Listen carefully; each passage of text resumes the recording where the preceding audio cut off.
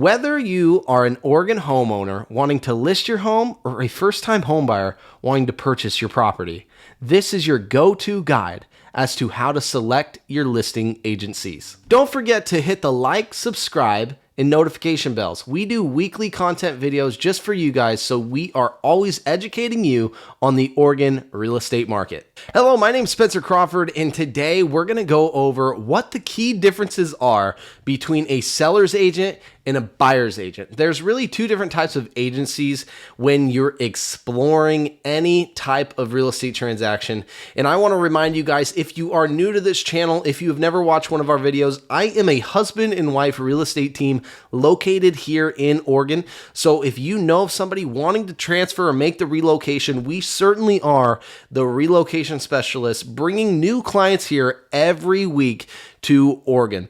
My wife and I have a combined real estate experience of 10 plus years in the business, and we've gone through quite the journey in representing many sellers, many buyers, and we definitely want to get the job done for you guys, whether you're looking to purchase your next investment property or sell your current residence here in Oregon.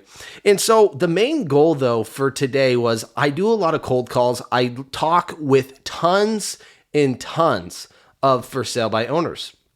And after these conversations, I just repeat over myself because I have the same questions that are asked of me on every phone call, it seems like. Spencer, bring me a buyer. Spencer, you tell me you can do this. Why don't you have a buyer? There's a lot of comments and feedback because there's misrepresentations of what realtors, real estate brokers like myself and my wife are. And I just wanted to go over some quick key differences that are gonna allow you to understand who you're gonna need to choose in your agency relationship, whether you're a buyer or a seller. And I'm looking to break it down very simply, simplify this answer so you guys that have come across this video are understanding who you're gonna need to contact and maybe how you need to present the services that you're needing offered. So let's just start with the seller's agent. I think that's one of the most misinterpreted agencies out there because there's Zillow out, there's Redfin, there's Realtor.com, there's Trulia. There's all these free websites for you guys as a buyer guide. And the majority of you individuals searching for this video are looking for a property and wanting to explore representation in what that actually does. That's the key difference between a buyer's agent and a seller's agent. The seller's agent is this. They have a fiduciary duty for the seller of the property. The reason and way you find out who the seller's agent is it's the name under the first photo on Zillow, for instance, listed by, or the drive-by sign in the front yard. Whoever has the sign in the yard is generally on the team or the private individual listing for that seller of the owner of the property. This is key. This is so important for you to understand. The difference between a seller's agent and the buyer's agent is straight relationship. I've made an obligation. If I have a listing contract, my name is on the sign in the yard, listed under that first photo on Zillow, listed by Spencer Crawford. That means I have a responsibility. I have to have an ethical reason and fiduciary duty, an obligation to my seller. When I interviewed for that job, I told the seller, I looked him in the eye and I said, my job is to make you money. And here's why, here's what I do. This is my marketing strategies, yada. So I have one thing to do. That's sell the property. That's find the prospective buyer for that selling property. And to negotiate this contract to the end of close to get my client the most money. The key word there is money. If you're an owner, a property owner, and you have hired somebody to sell your property, wouldn't you expect them to make you the money while they handle all the paperwork, the contracts, the negotiation, with presenting to you and your authority to say yes or no? Because don't get the role reversed. These listing agents, seller's agents, same term, work for the sellers. It's not the opposite way around. We guide you with our professional experience and expertises to get you where you want to be. And that's sell your property, move out of state, find your next property, sell off your investment property, or just look into new investment opportunities with getting cash in your bank accounts. Now, a seller's agent, they work on behalf of the seller. We just established that. They market the home. I pay thousands of dollars every listing to market my homes, whether those are through Facebook ads, Google ads, professional photography, videography, podcasts like this one, travel expenses, taxes, my brokerage fees. Every transaction I have is thousands of dollars. And so that's a whole nother topic, but on another side of things, it's not just that percentage negotiated between me and the seller. That percentage is not exactly what I'm getting paid. I'm walking away with by far a lot less than that amount. But those are just simple things that me as a seller's agent is going to be doing for you. Fiduciary duty, fighting on your behalf, negotiating contracts, making sure our escrow timeframes are upkept and in order, because we do have timeframes once we find the right buyer for you. As a listing agent, we get an offer, we have to abide by this contract submitted to us. I put a whole team in place, whether that's a lending team for your next purchasing property, my escrow team, which is going to get the job done for you at the closing table. That's who you go and meet to sign over your name and deed, collect the payoff, all that stuff. So my lending team, my escrow team, the appraisal team, my photography team, my vendor team. That is huge in a lot of these real estate transactions. And one thing, when you're interviewing new agents versus agents that have been in the business, so with more expertise, they're going to have vendor lists. They're going to have previous experiences with other vendors that have done carpentry work, laminate flooring, wood flooring, roofing, exterior siding, paint, countertop work, plumbing, sewer. I have these big lists of vendors that we have used through the years that are going to A, save you money because we've price checked for you, but B, have great representations because of previous clients of ours in this business. So that's just a free service that comes with a seller's agent. So in simplicity, the seller's agent is to get your home sold. You're the homeowner, you're the property owner. I'm trying to sell property at 172 XYZ Street here in Salem, Oregon. I'm going to hire somebody to take on this listing, market it, advertise it, get me to the closing table so I can get money in my bank account 70 days later from a prospective buyer. Now let's jump ship. Let's go to the other side of things, the buyer's agent. The buyer's agent is the one that schedules a showing with the seller's agent and says, hey, Spencer, I have a client. They're a 25-year-old nurse, pre-approved with X mortgage, and I would like to take a look at your home that you have listed. Beautiful. The listing agent then goes to the seller and asks, hey, can this buyer come by at 3:30 p.m. today and view your home? They are always going to be represented. The prospective buyer is always going to be represented by this buyer's agent. I don't know if you've heard about it, but the Oregon laws that have just passed, every buyer that's being shown a home by that agent has to have an agreement signed already by that buyer's agent, and it's agreement saying the buyer's agent has decided to not volunteer, but spend their time, dedicate their time, and owe you as a buyer fiduciary duty in a working relationship. That's the key word. And there's a responsibility, there's an honor, there's an integrity involved with this agreement, but every buyer being represented by a real estate agent, buyer's agent, is responsible to have this agreement signed before any home is shown, prior to any home. So right there is going to be your key. If you're a buyer, a first-time home buyer, and you have a property you found on Realtor.com here in Salem, Oregon, and you want to go take a look at it, you contact an agent that you trust. Maybe it's me. You found me on this video, Spencer Crawford. You call me up. The number one thing I'm going to do after our first initial conversation is I'm going to send you this buyer's agency agreement.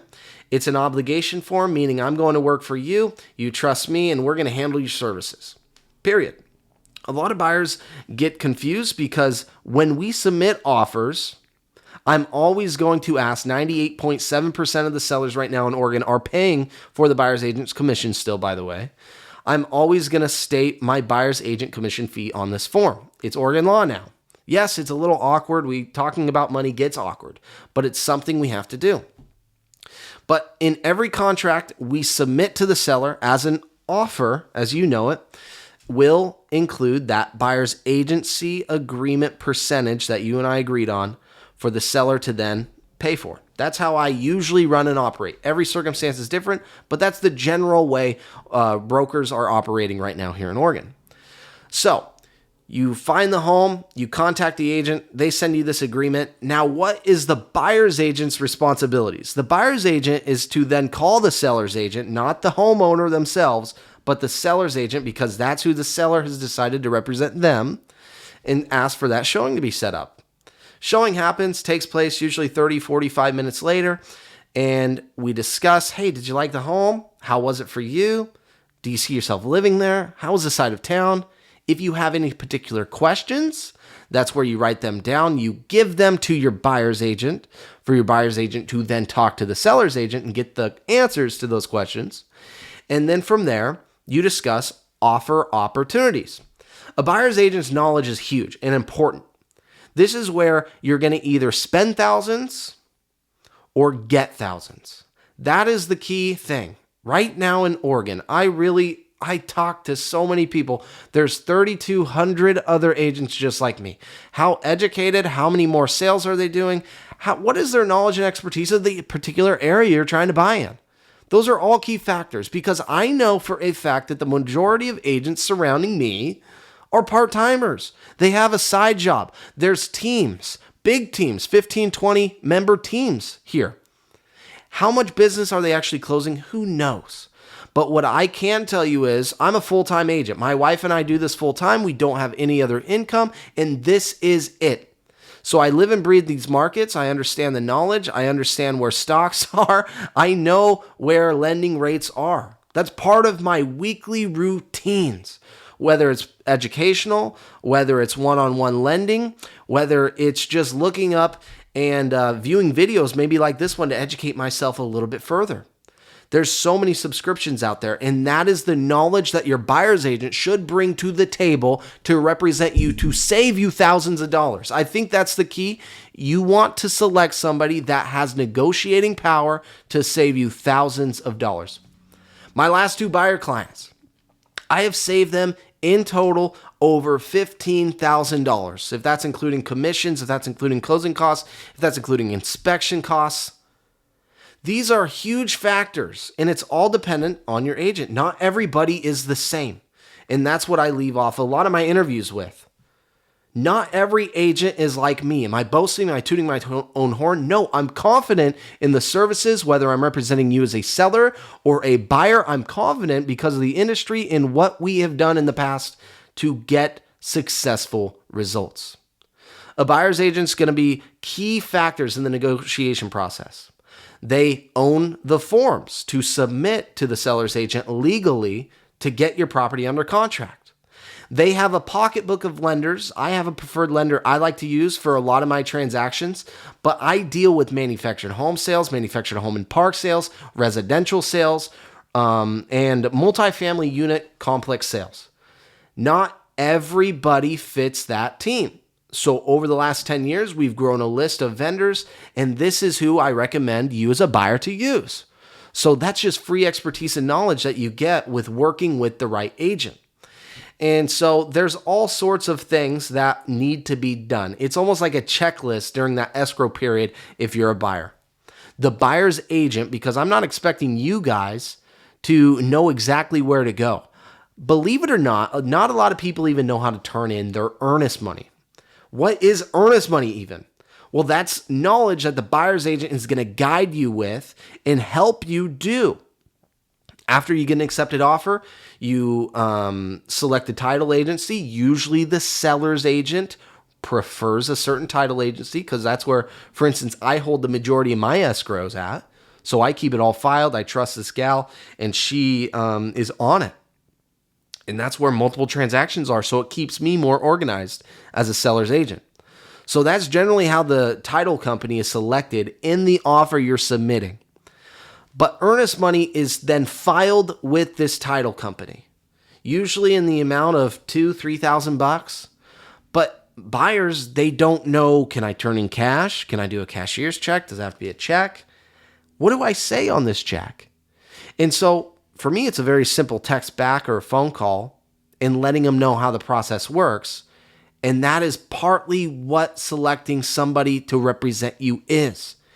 It's having availability to them, whether it's 7 a.m., 1 p.m., or 10 p.m. at night. You would be surprised with the amount of phone calls, texts, or emails that I'm making after traditional working hours. Not a lot of people have my schedule. Yes, I'm able to do a little bit other things. Yes, I can work remotely, but there comes a time where you got to get done. You got to get it done. And not every agent's the same. I'm working 3 days ago. There's this out-of-state client, lives in Newport Beach. He owns 8 different multifamily unit complexes here in Oregon. I'm fighting to get these listings because he has one listing that went expired. So that's how I get in touch with him. The only reason I was able to have multiple conversations with this gentleman, multimillionaire guy, very busy, important, says he knows everybody, great. The only reason I'm able to get him back on the phone with me is because I'm working for him after hours. I send him videos. I send him text messages. I send him full CMAs and property evaluations as to why and what I believe his property should sell for. That's what a listing agent's going to do. They're going to provide value for you as a seller. The buyer's agent, they're going to provide value for you as a buyer to save you money, hopefully. Not every negotiation's the same, though. Not every price bracket's the same, though. But they're going to do their best to construct a contract to get you where you need to be, whether you're a first-time home buyer, 10-time home buyer, or just a reinvestment purchaser wanting to make the numbers make sense. So the difference in representation, seller's agent works for the seller, buyer's agent works for the buyer.